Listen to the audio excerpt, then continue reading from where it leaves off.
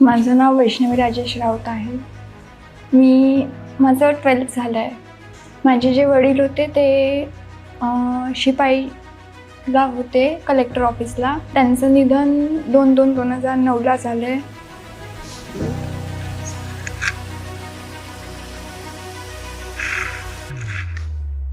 जेव्हा मी 3 वर्षाची होती, मला काही कळत नव्हतं, तेव्हा त्यांचं निधन झालं.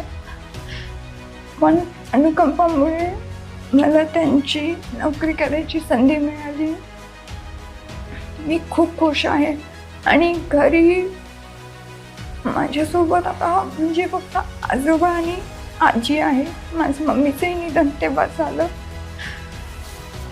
म्हणून ही संधी मला मिळाली, मला जॉब मिळाली, म्हणून खूप खुश आहे. आणि आजी आजोबांचं रक्षण मला करायचं आहे.